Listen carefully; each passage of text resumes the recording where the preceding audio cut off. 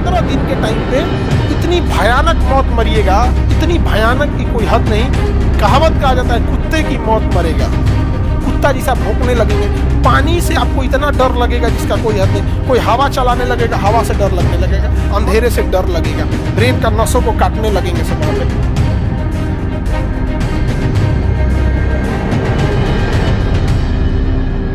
कुत्ता, बिल्ली, जानवर किसी काटने से क्या होगा? रेबीज। किसी कुत्ते के काटने से रेबीज नहीं होता है, उसके शरीर में पहले से रेबीज होता है, उसके शरीर में पहले से रेबीज होता है, और रेबीज उसके लार ग्रंथि में ज्यादा अवेलेबल होता है यहाँ पे। अब तो कुत्ता बिल्ली ऐसे ना अपने मुंह से भी ऐसे ऐसे साफ करते रहता है। देखिए उन का कान उन खुजलाना होगा तो ऐसे ऐसे बैठ के ऐसे खुजलाएगा, देखिएगा ना यहाँ पे। बूढ़ कुकुर हो जाता है तो हमेशा कुछ ना कुछ उपटले रहता है उन का हमेशा। तो उन के हाथ पंजे में भी क्या आता है? रेबीज आ जाता है। तो अब लोगों को लगता है इसे पकड़ लिया तो कोई दिक्कत, अरे मुँह हुआ सब खुजलाते रहते हैं उसी से। तो ये वह रेबीज वायरस से फैलता। रेबीज वायरस जैसे आपको काटेगा ना, आपके शरीर में घुस जाएगा, और ये धीरे धीरे 1 हफ्ते में अपनी संख्या बढ़ा लेगा, और ये आपके नस के माध्यम से प्रवेश करेगा। और जैसे नस के माध्यम से प्रवेश करेगा ना, तो इसे पतली नसों में रहना पसंद है, तो सीधे कहाँ चला जाएगा? ब्रेन में। और ब्रेन में कहेगा कि कितना अच्छा नस है यहाँ पे, एकदम पातर पातर, कोनो भीड़ भाड़ नहीं है। इधर उधर के नस में तो ऐसे हड़हड़ा के पानी जा रहा था, हड़हड़ा के यहाँ पे इतना अच्छा नस है। ए अब हो इधर हल जा, सब कब्जिया लेगा सब ब्रेन में। अब ब्रेन कब्जा लेगा, अब आपको हो गया, अब आपको लक्षण दिखेगा, अंधेरे से डर लगेगा, ब्रेन का नसों को काटने लगेंगे सब वहाँ पे, कुत्ता जैसा भौंकने लगेंगे, पानी से आपको इतना डर लगेगा जिसका कोई हद नहीं। कोई हवा चलाने लगेगा, हवा से डर लगने लगेगा। मतलब 15 दिन के टाइम पे इतनी भयानक मौत मरिएगा, इतनी भयानक की कोई हद नहीं। कहावत कहा जाता है कुत्ते की मौत मरेगा। कहावत है कि घसीट के कुत्ते की मौत मरेगा। यहाँ समझ में आ गया? कुत्ता मर जाता है सब। कुत्ता के अंदर रेबीज होता है, बट वो कंट्रोल्ड अवस्था में है, वो उसके लिए हैबिचुअल है। और वो रेबीज अगर बहुत ज्यादा उसमें फैल गया तो कुत्ता भी मर जाता है। रेबीज जब कुत्ते पे अटैक कर देता है ज्यादा लेवल पर उसके ब्रेन को, तो कहते हैं लोग कुत्ता पागल हो गया है। तो कुत्ता कैसे पागल हो जाता है? क्या कुत्ता को टेंशन थोड़े है कि पगला जाएगा? वहां पे टेंशन से कुत्ता थोड़ी पागल होता है। वो रेबीज वगैरह उसका अटैक होता है रेबीज का, तो क्या हो जाता है? पागल हो जाएगा। तो इसका इंजेक्शन लगाना जरूरी है। जैसे कुत्ता काटे सबसे पहले उस एरिया को अच्छा से धुलिए, और वहां पे साबुन से धुलिए, और साबुन को 2-4 मिनट वहां छोड़ दीजिए। समझा गया? साबुन की खासियत क्या होती है कि डिटर्जेंट जो होता है वो कितना भी खतरनाक बैक्टीरिया और वायरस हो, उसकी बाहरी खबर को, उसकी कोशिका भित्तियों को फाड़ देता है। कोशिका भित्ति फाड़ दिया, माइटोकॉन्ड्रिया एंटेन सब बाहर चला गया, मर गया वहां पे। तो साबुन ही नहीं गया, ऐसे ऐसे धोए चल दिए। ठंडिया के दिन में तो अंगूरिया धो के चलाता है सब। ऐसे साबुन बढ़िया से धो और थोड़ी देर तक उसको लगा के छोड़ दो। थोड़ी देर तक लगा क्या करो? छोड़ दो। उसके बाद धुल दो। टेडबैक का इंजेक्शन ले लो और चले जाओ चुपचाप डॉक्टर के पास, और रेबीज का इंजेक्शन ले लो। समझ में आ गया?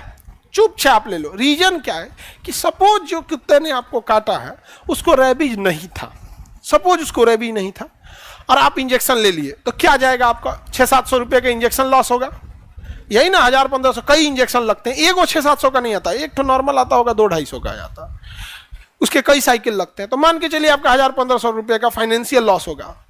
अब इसका उल्टा सोचिए, अगर उसे रेबीज हो गया होता, पूरी जीवन बर्बाद। और याद रखिएगा, जो इंसान मरता है उसे तकलीफ नहीं होती है, तकलीफ उसे होती है जिसे वो छोड़ गया है। समझ में आ गया? तुम लोग डर काहे जाती हो? भूकंप नहीं है, ऊपर बिल्डिंग बन रहा है। हाँ, वो भूकंप रोधी है, इसको भूकंप से कोई दिक्कतें नहीं है। उधर की बिल्डिंग सब कैसी है? भूकंप रोधी। अब आप लोगों से पहले बैच वालों से कहते थे कि भूकंप रोधी है, तो मन भी नहीं करता था। जब बन रहा था तो देखी थी लोग, हाँ 20 फीट नीचे, 20 फीट, और मतलब छत की ढलैया इतनी होती है ना, छत कितना होता है? इतना ही मोटा छत होता है, और ये इसका बेसमेंट इतना मोटा ढाला गया है। भूकंप आएगा तो नीचे झाड़ दे, उस दूसरे हॉल में जाओ। सरकारी हॉस्पिटल में फ्री में मिलता है, हाँ फ्री वगैरह मिलता है। सांप वाप का भी इंजेक्शन सरकारी हॉस्पिटल में फ्री मिल जाता है यहाँ पे, लेकिन अवेलेबल रहना चाहिए। फ्री मिलता है लेकिन रहना भी तो चाहिए, पता चला डॉक्टर नहीं रह पाता है। इंडिया में हॉस्पिटल और एजुकेशन दोनों को सेम विधि से चौपट किया है सब। गांव गांव में हॉस्पिटल डाल देंगे, ना बढ़िया मास्टर वहां जाना चाहता है ना बढ़िया डॉक्टर जाना चाहता है। दिक्कत क्या होता है कि सरकारी अस्पताल में भैंस बैठ पे सुतल है और दवाइयाँ प्राइवेट में बेच देगा, कोई जइबे नहीं करेगा, तो पैसा बर्बाद, सब कुछ बर्बाद।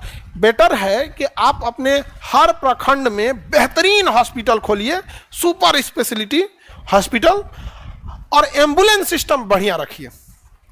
हॉस्पिटल बनाने में से जितना ज़्यादा खर्चा आएगा, एम्बुलेंस में कौन खर्चा आने वाला है, उसके तुलना में तो बहुत कम आएगा। एम्बुलेंस रखिए, धाड़ मरीज को बैठाइए, ले आइए ले आइए ले आइए, इलाज करिए, पहुंचा दीजिए, जाओ।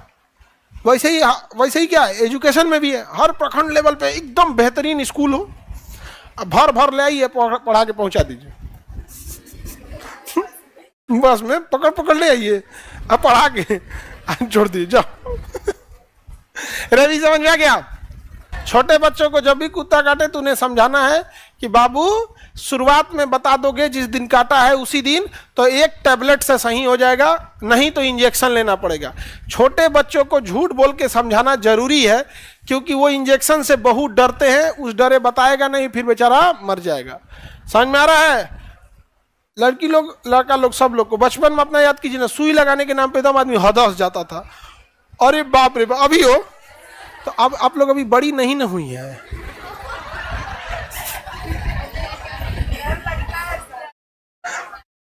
तुम लोग को डर लगता है?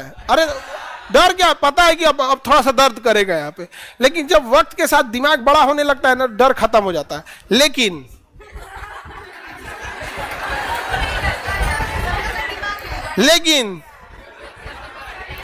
समझ गए बबनी? हाँ, कैसा लगता होगा, इसे खटखट खटखट अंदरवा करता होगा। अरे बड़ बैग में छोट सामान रखो, ठक ठक ठक नहीं करेगा।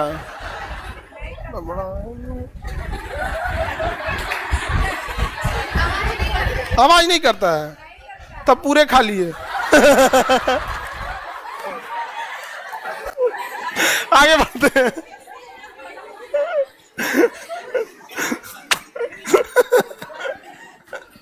आगे बढ़ते हैं हम लोग। पूरा भरा भी रहेगा तो भी आवाज नहीं करेगा, नहीं समझी? हाँ अच्छा, पूरा भरा हुआ है, हाँ ठीक है, तो आज नहीं करेगा। तब अब क्या भरा है अब कौन जाने। देहात में कहा जाता है कि तेरे दिमाग में तो भूसा भरा है। भूसा क्या होता है सर? तब तुम्हारे दिमाग में गोबर भरा है।